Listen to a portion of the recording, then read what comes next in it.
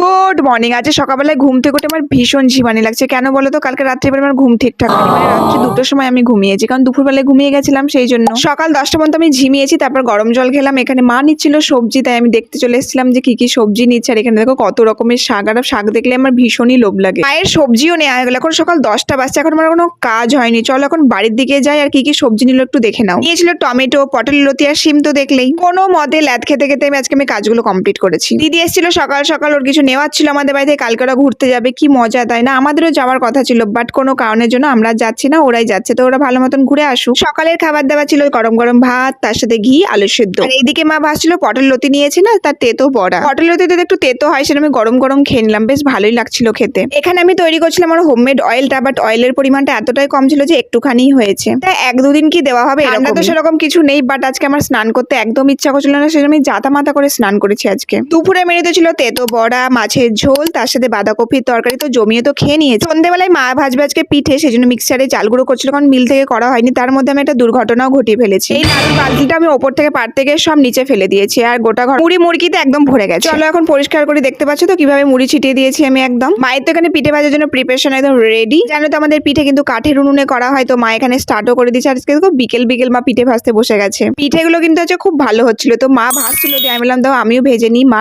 সন্ধ্যা দিতে গেল, সেজন্য আমি বেশ অনেকগুলো পিঠে ভেজেছিলাম। আমি আমার জীবনে আজকে ফার্স্ট টাইম পিঠে ভাজছি, এটাকে কোনোদিনও ভাজিনি, তাও আবার কাঠের উনুনে। বেশ ভালোই লাগছিল, নতুন কিছু ট্রাই করতে তো বেশ ভালোই লাগে। তো দেখো আমি কি মজার সাথে পিঠেগুলো ভাজছিলাম, আর কি সুন্দর হচ্ছিল পিঠেগুলো, দারুণ ফুলছিল। আর কিছু রান্না করলে ভালো হলে বেশ মনটাও ভালো হয়ে যায়। সন্ধ্যেবেলায় খুব খিদে পেয়ে গেছে, তাই ভাবলাম একটু মুড়ি তরকারি খেয়ে নি, কারণ রাত্রেবেলা তো আবার মিষ্টি খাবার হচ্ছে। মা এখানে দেখো দুধের মধ্যে পিঠেগুলো ভিজেতে দিয়ে দিল, বেশ 2-3 ঘন্টা ভিজেলে কিন্তু ভালোই হবে খেতে। আমি যখন রাত্রেবেলায় পিঠেগুলো বের করতে যাই, ভেঙে চুরমার হয়ে গেছে, এত নরম হয়ে গেছে পিঠেগুলো। তোমরা কিন্তু জানিও তোমাদের আমার পিঠে ভাজাগুলো কেমন লেগেছে। আর চলো টাটা, দেখা হচ্ছে নেক্সট ব্লগে। আজকের মতন এইটুকুই।